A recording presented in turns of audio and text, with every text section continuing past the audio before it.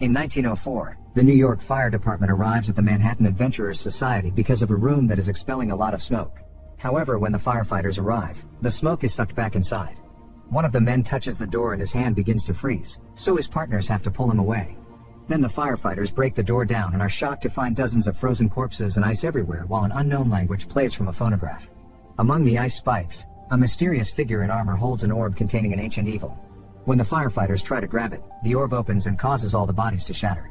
Inside the orb, a pair of eyes glow with malice. In the present, Callie, her boyfriend Gary, and her children Phoebe and Trevor have moved to New York from Somerville to become full-time Ghostbusters. Callie is the daughter of one of the old Ghostbuster team members, so it's become a family business. A terrifying ghost has escaped from the sewer and is causing trouble all over Manhattan, so the new team starts chasing it in the car as it hits other vehicles with manhole covers. A special seat is pulled out so Phoebe can shoot the proton blaster at the ghost, but the driving causes her to miss a lot and her shots end up damaging various buildings. Once they're close enough, Trevor releases a remote-controlled trap, but this is still not enough to catch the ghost, so a drone trap comes out next. Callie guides the drone toward the ghost and successfully captures it. The family celebrates and Gary gets distracted, causing him to lose control of the car and crash into a rack of city bicycles. People on the streets record everything with their phones and soon the team appears on the news. The damage they've caused is seen in a negative light, so Mayor Peck calls the team to his office to scold them for what they've done to the city and for bringing along Phoebe, who is still a minor. Afterward, the team returns to headquarters, which is the same office the old Ghostbusters used to work in. Remembering the mayor's threats, Callie and Gary decide that Phoebe should have a normal life and is kicked out of the team. Phoebe doesn't take it well, but her complaints are ignored. Then Gary and Callie put the ghost in their containment unit, which takes more effort than usual, but they don't know why. Thankfully, the light turns green, meaning the ghost is successfully contained. Meanwhile, Ray from the old Ghostbuster team and podcast have an online show. Using an horoscope, they measure the spiritual energy of everyday objects to try to find a connection to the afterlife. A woman brings a watch from her late husband, but Ray gets no readings and podcast just smashes it with a hammer. Later, when Phoebe comes to visit, she discovers that their shop has a bunch of little entities known as marshmallow men running around his room.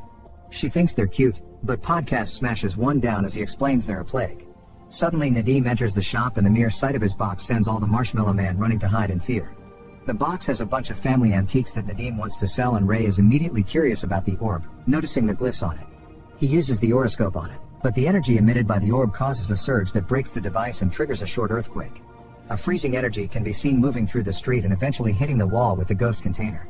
Ray immediately buys the orb and Nadim leaves with the money as fast as possible, noticing the flame on a food cart outside suddenly growing larger than usual for no reason. At the Ghostbusters headquarters, Gary finds the damage on the wall and calls Janine, the secretary of the previous team, who promises to send an expert to check on this. Upstairs, Trevor notices some green slime leaking through the roof and goes to the attic to investigate.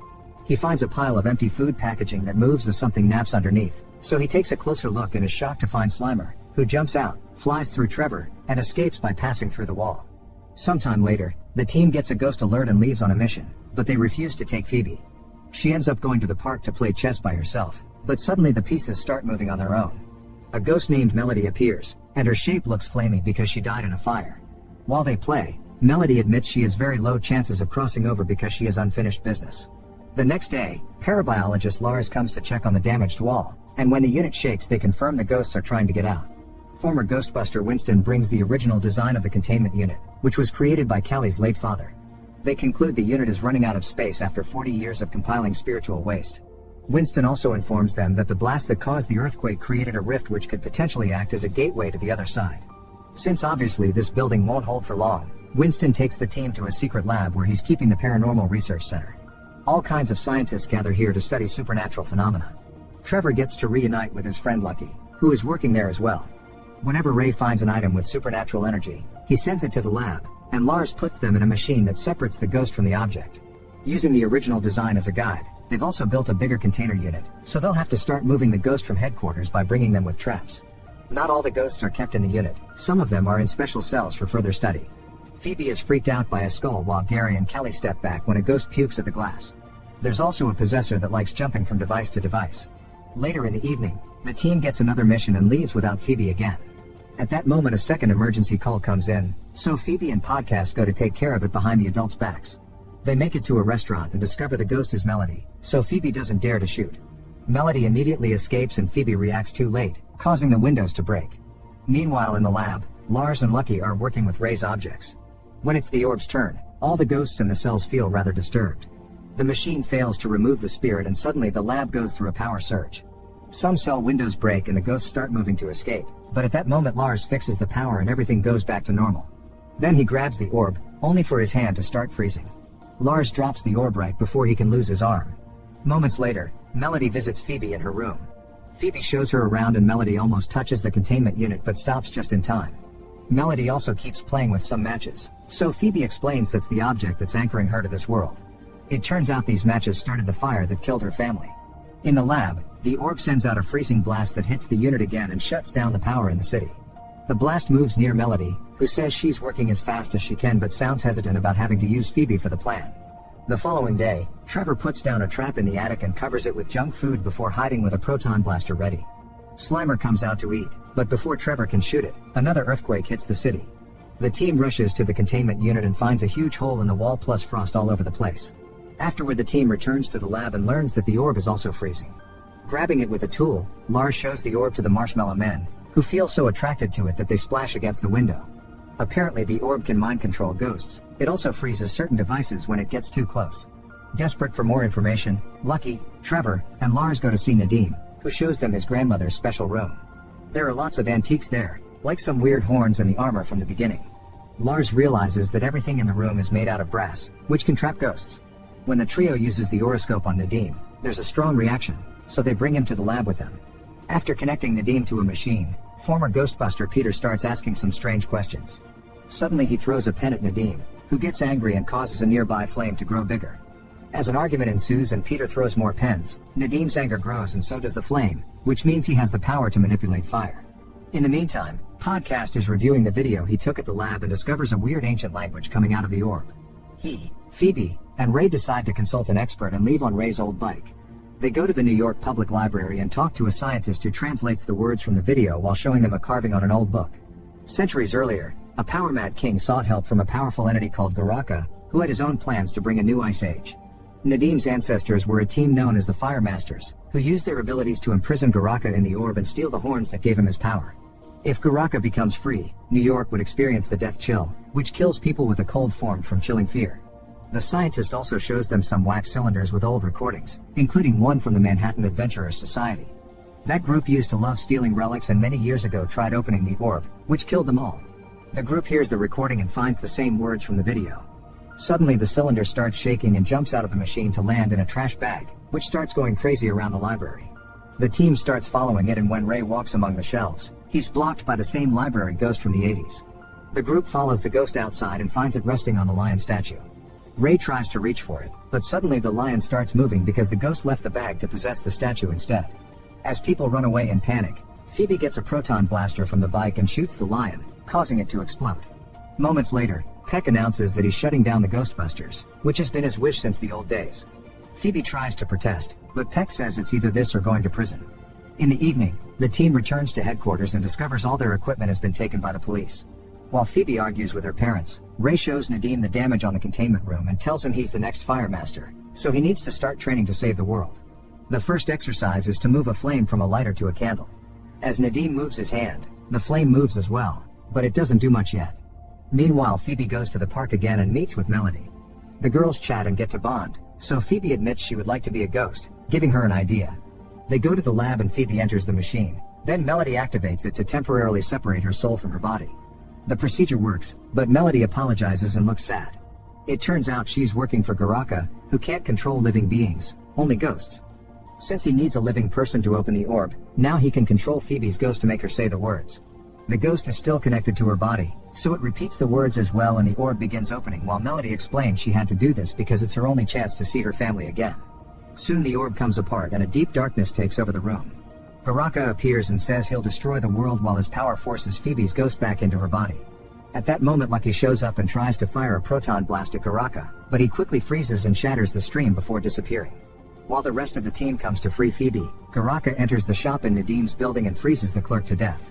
Then he makes his way to Nadim's apartment, where he retrieves his horns.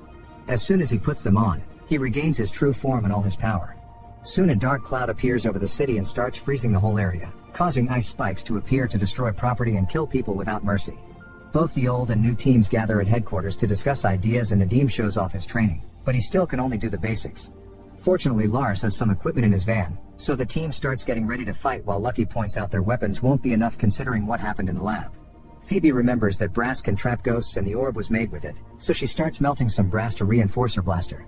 On the roof, Trevor and Lucky see a tricycle rolling on its own on the deserted street, so they guess it's the possessor ghost that escaped from the lab and rush back inside. As the storm outside gets worse, the tricycle hits the door, causing it to blow out of its hinges.